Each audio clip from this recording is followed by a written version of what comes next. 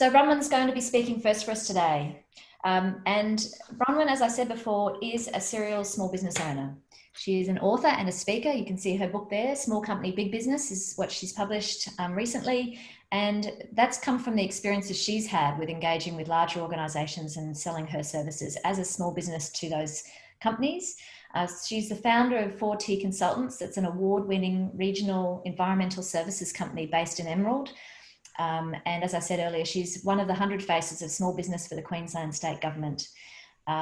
She is passionate about helping small and big businesses to understand each other and work together profitably. And one of the first steps in that journey is making big businesses aware that you exist. So to do that, you need to be able to tell your story. And so Bronwyn's going to give us an understanding of her story today, but more importantly, her tips on how you can tell your story to get noticed and make some of those big deals close.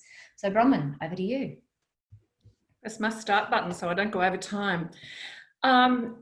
Welcome everyone. I'm going to give you a challenge today, so watch out for that. We don't have much time together, so I'm only going to cover 3 things today.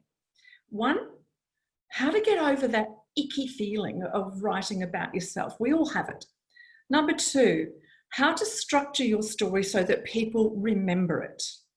And number 3, places you can tell your story that you've probably never even thought out. Now, number 1, that icky feeling. Now, we all know that, we hate writing about ourselves or talking about ourselves. It's much more comfortable for us to just talk about what we do or the number of staff we've got. So here's an example. This is from 2 actual accountants' websites that I visited this morning. 1, we offer accounting and taxation services and advice. Number 2, we pride ourselves on offering value-added services and advice. Well, who would have thought an accountancy firm offering accountancy and taxation services? What a revelation. So this is the sort of stuff we need to get over if we're going to be telling stories. So we might even talk about the technology of our product. Our cars go from 0 to 100 kilometers per hour in 6 seconds. So what? So how do we get to the point where we're comfortable writing about ourselves or talking about ourselves? Writing or talking about ourselves makes us feel vulnerable. Now, it's called imposter syndrome, and I have it in spades. If you look it up, you'll see that even some of the most famous actors suffer from imposter syndrome. It took me 3 years to write my first book because of imposter syndrome. What if I say something that they don't agree with? What if I look stupid? What if people laugh at me? So this is what we've got to get over if we're going to tell our stories. So the best way to do this, at least in the beginning, until you get comfortable, is to get someone else to write for you. How simple is that? Where do you get them? Where do you find that information?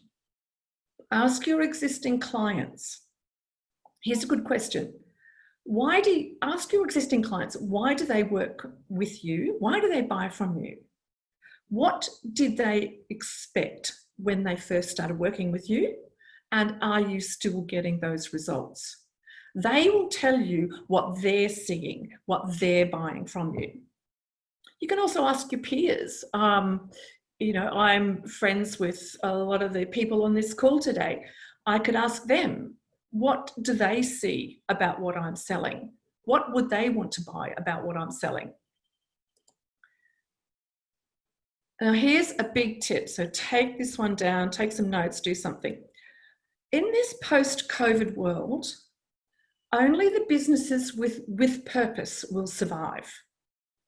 Now, being in business just to make money is no longer a viable business purpose. We are entering the age of the purpose-centered business, and that's what needs to come out in your story. Now, we actually happen to have a friend of mine from Chicago on the call today, Derek. Derek and I did a trip to Antarctic together. And I actually did a really good video with Derek because his is a heart-centered business.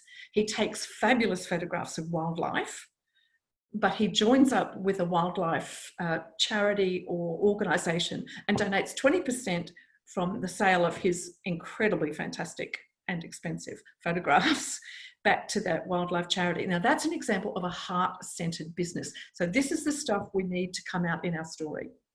Number 2, how to structure your story so people remember it. Now, I know you've all got the relative or the uncle that starts a story and rambles on and goes for 10 minutes and then they go to this place and that place until we all go away or not off to sleep. What you need to do is structure your story. Now, there's a structure in my presentation today. See if you can find it, even though it's a small presentation. The most popular structure is called The Hero's Journey. You can Google it after this session. Now, it's been around since 1949 for a very good reason. It works. The hero's journey is a way to structure your story in a container, I guess, so that you're leading people through your story in a way that they will engage with and they will remember. Number 3, places to tell your story. Now, of course, there's social media, and we're going to be hearing about LinkedIn today, so I'll be listening carefully for that one. But there's lots and lots of other places that we can tell our stories. 1, a book. Now, I can see you all cringe at the thought of writing a book, but it is possible. This took me 3 years to write because of that imposter syndrome. The second one, I was smashing out in a couple of months. So the book is a fantastic way to do this. This is like a business card on steroids, you know. It's got thud value. So my book will beat my competitor's business card every single time. Number 2, tenders, proposals, and grants. Now, we think of tenders as sort of technical things, but there are $10,000 grants available from the Queensland State Government at the moment to help small business. Wouldn't it be great if you could tell a story to get your hands on one of those $10,000 grants? I've actually made a course that I have on using stories in tenders and grants available to everyone on the call today. You'll get the details later. But don't just think of social media as a place to sell your story or to tell your story. There's lots and lots of other areas, and using tenders and grants and your business proposals is one of the best. So I've given you 3 things to think about. Pop in the chat, which one are you going to do first? Thank you.